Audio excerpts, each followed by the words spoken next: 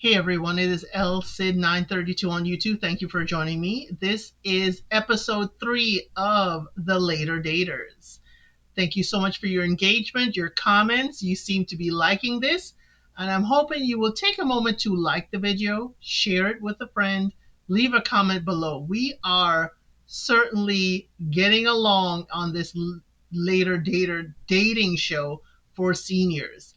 It doesn't have drama, but it has a lot of points we can totally comment on. I'm really loving it to see how folks over 50 are navigating this dating pool. So let me grab my notes. I always grab my notes. So let's discuss. So we start off like we ended with Pam on her date with Robert. She just talked too much about herself and any and everything from politics to travel to herself, any and everything. But Robert picked up on it. He said she doesn't ask him questions, so she's clearly not interested. He did something that annoyed me, though. He did a little dog whistle to get her to focus on him and get back to the conversation. And he said she is certainly an experience, and she is a 180 opposite of who he is. Okay, Robert, I get you. Pam was just talking too much about any and everything. She was nervous, but you also didn't make her feel calm. And that dog whistle just drove me up a wall. So on the way home, Pam calls Logan, which she confesses she was not comfortable that someone will want to see her again. Someone will be interested enough in her. So she babbles when she's nervous. Logan tells her to be more interested than interesting. Drink water to stop your babble and let the other person talk. So that is something that is key. Be more interested in them than interesting to them. And another trick that I will give you, if you really don't like the person, you really don't, you don't want a second date, it is off, ask them a lot of questions about themselves so you don't have to tell so much about yourself. How about that? Ask them where they go to school, because people are just so happy to share their life's journey that they really don't care who it is they're speaking to. But if they try to switch it up on you, that's another level of gameplay that we don't have to have a class on that. So we go to Nate, and I do apologize. In our previous episode, I kept calling Nate Greg. I don't know why. But Nate and his ex-girlfriend, which I'm side-eyeing, is his ex-girlfriend and the mother of his first daughter. But I'm side-eyeing that she is his guide through this journey. He said the date wasn't bad. He had a date with Anise. He said, but a very attractive older woman outside of his age bracket, he's not too sure about that. That's not the right connection for him. So the ex is like, oh, okay. And she couldn't wait to jump in. And he said there's no romantic connection. And she just couldn't wait to jump in and kind of be like, oh my gosh, so you didn't find someone again? She's not very encouraging for him to find it. So I'm going to keep on the same person and go through their entire journey in the episode rather than hop skip around. So we're going to continue with Nate. We see that he is home alone with his large television, like Logan the coach said, and he's trying to get ESPN. He is talking into the remote. All I got to know is Nate's got a lot of gadgets. He's got a lot of gadgets. So he said he does get lonely, but he is picky. He does not want his life to be less comfortable.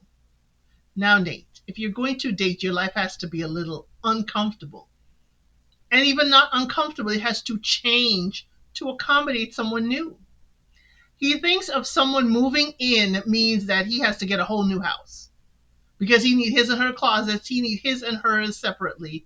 So I'm like, Nate, do you really want to share your life with someone? Or do you want to exist with someone? Because it sounded like existing. In his next date, the ex tells him to dress down for the date. And I'm like, girl, please. That's another reason I'm side-eyeing her. Why are you telling him to go with some zippered polo when Nate's been dressing very well for these dates? Right now, Nate is my best dressed male, along with Anise, my best dressed female. Don't be telling the man to dress down. Are you sabotaging? Let me not think that you are. Let me ask, are you sabotaging him? Because I'm sorry, Nate is dressed very well. Don't listen to her, Nate. Do not listen to her. He does check the weather before he puts his outfit together in the closet, puts his shirt, puts his, handkerchief, everything together. So next we go to Anise. She talks about her date with Nate and said he was dressed well, he had flowers, he was easy to talk to, he was a gentleman, but he doesn't hike and do all the active things she likes. He did text her, but has not texted her since then. Her daughter made a good point. If you are interested in him, then ask him out. And he said a man in that age group wants to be the one to ask you. And the daughter's like, you projecting this. If it's within your comfort zone, then ask him. So I'll ask you guys, and for those of you who are over 50, are you still holding to the same courting rules as back in the day? Or are you going to be open to a lady can ask a man out? Put it in the comments, because I think there's nothing wrong with telling people you do like them, you are open to dating them, but then you can leave it for him to ask. You're like, I'm open to seeing you again, and then let him ask. Or you could be like, hey, let's go out. Either way. So, Anise wants wants the men to meet her in her singleness. And I'm like, girl, you do it too much. So her next date is going to be with a Caucasian man. She said she has dated a Caucasian before. But, if it's real love, then it doesn't matter the shade. But she did say about her daughter, she did not want her daughter at first, or her children, to date, and be in an interracial relationship. But she said she has grown out of it and realizes love is love no matter the shade. So she said at this age of interracial dating, you don't have to worry about mixed children. I said, Anise, please, please.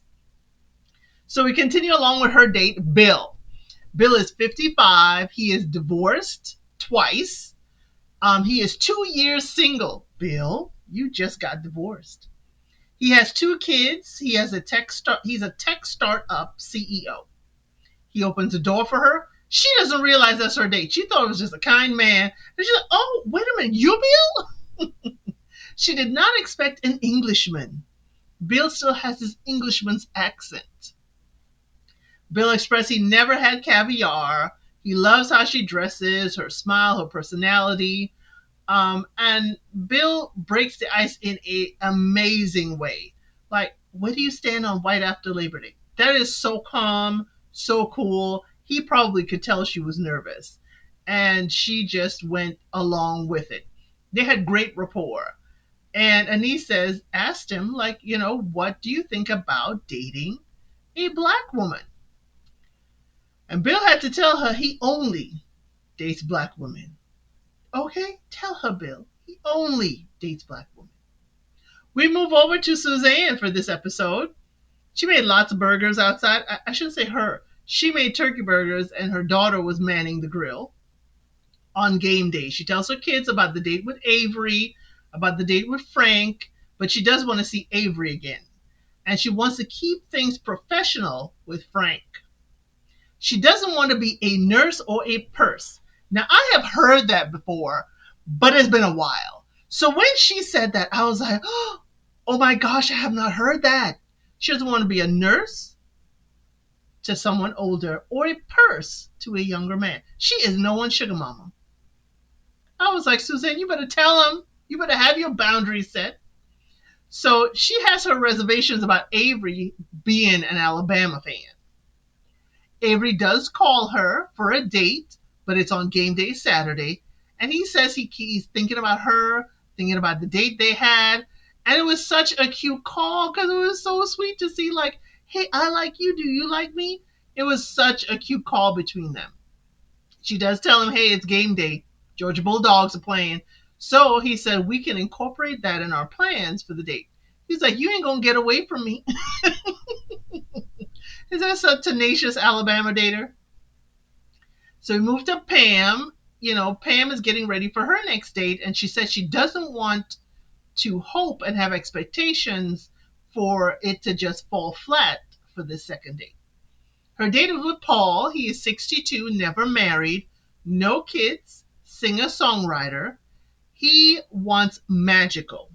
He wants something magical. And I'm like, wake up, Paul. Wake up, wake up, wake up. Magical? What happens when the Disney magic fades? What happens then? Can we have our feet planted on the ground, please? So she does ask him about himself, so he's able to speak. He is from Seattle, and he knows all these fun facts like she does. So they're having great conversation. He's an Army brat, he says. She's a Navy brat. He went into the Navy, though, even though his father was in the Army. They're great rapport. And she seemed to settle down. Pam seemed to have found her groove with this date. She told him she will be in the back booing if she comes to one of his singing shows. And I'm like, Pam, it's not time yet for those kind of sarcastic jokes. On a first date, he does not know you. He doesn't know you from Eve. So he may not know you're joking. And even if you do boo and you're joking about it, he may not feel very, nice about it. This is not something you joke about. He seems very passionate about singing. And especially since you had a husband who was a singer-songwriter, I don't think he would have appreciated that.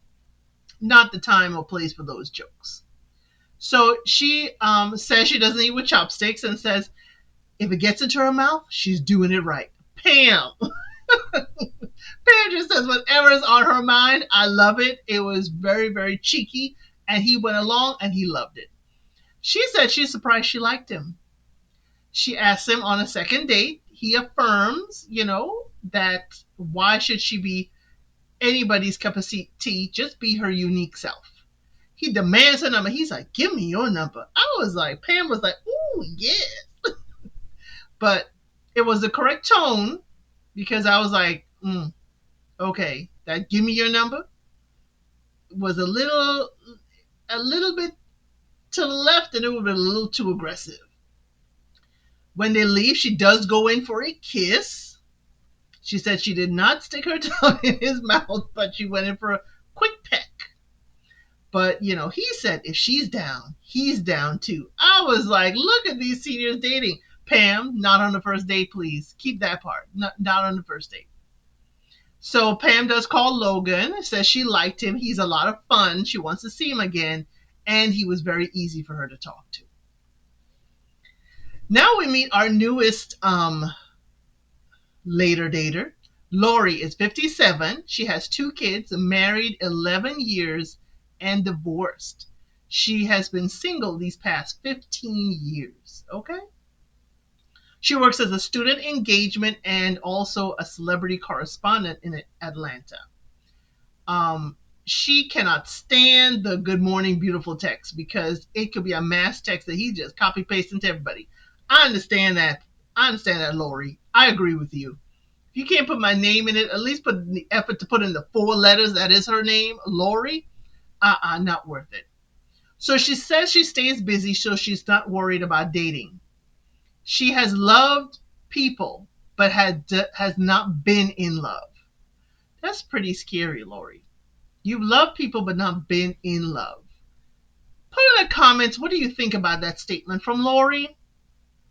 Because wouldn't you have to be in love with someone to love them? Just a thought. So she says when she comes home, she pulls into the garage and she sits an hour to decompress. Now, I'm with Lori on this, but I don't take an hour. I take about 5 minutes after that long commute because I understand Atlanta traffic is no joke, y'all. It is no joke. So I, too, would take about a 5-minute break, go through my phone, see what text messages I missed, maybe finish up a phone call I'm on, and decompress for a minute. So it seems like she wants a cheerleader. She wants when she gets home, somebody's there that says, hey, how was your day? You're doing great work. She wants a cheerleader. But she says she goes to these events and all the men there have dates. She wants someone who can handle her career and is very confident. And as I see in her getting ready, I'm like, do we wear ankle socks with boots? Is Lori teaching me something? Because when I'm wearing a boot, whether it's calf or knee high, I gotta wear a sock that high as well. Or at least close to it. but she's wearing an ankle sock with her calf high boots. Let me know in the chat, because I was like, Lori, you need better socks with that boot. I'm sorry. She has a crush on Felton. Felton attends these events, and if you see, I will post a picture up here of Felton. Felton is dressed snazzy. Felton is dressed for these celebrity events. But she says she believes she's in the friend zone. And she wants to know, how do you get out of the friend zone? Her son says that she needs a dating coach because she has a big personality. So Logan, the dating coach, does visit and says, are you putting yourself in the friend zone, or are they putting you in the friend zone? Because that's two totally different things. And I think in many of these instances, maybe she is putting them in the friend zone and they are responding to her. Because if she's doing celebrity correspondence, she may be very particular with how she communicates with people and may not be too flirtatious, because this is also professional. So she may put some distance with people at first just to keep it professional. And then you can't get out of that kind of professional friend zone. So they talk about her large glasses are a wall, and it's a wall that people can't really get to her. She says, they don't have the luxury of relaxing, so she places a wall up, and the glasses are her wall. And I'm like, I did see that, because I can't see past her. She says it's a statement piece, and you can't see past the glasses to her to connect with her. And I did notice that. I think you need to not tone down the glasses, Lori, but change them maybe. Keep the statement, but don't make the statement become a wall. Don't let it be a brick wall, Lori. Let it be a glass wall, maybe. So Logan says that Lori needs to soften up for dating. She has dinner with her son and asks him, would he date her? He said no, because she's dominant. But he understands. Since she's divorced, she's had to hold down the household by herself with 2 kids. He understands why she has that very dominant personality. She says she will work on her femininity, starting with him. So that is the end of episode 3. Thank you so much for joining me. I hope you will join me for episode 4. This is the Later Daters. I'm liking Lori. I really like she's out there more than most. But I think her job and encountering people, it may lend to professionalism more than dating and flirtatious. Glad we saw Pam, Suzanne, Anise, Nate, and we are just going to add more dates on the next episode. Please take a moment to like the video, share it with a friend, leave a comment below, and join me on the next one. Thank you for watching. Please like, share, and subscribe to the channel.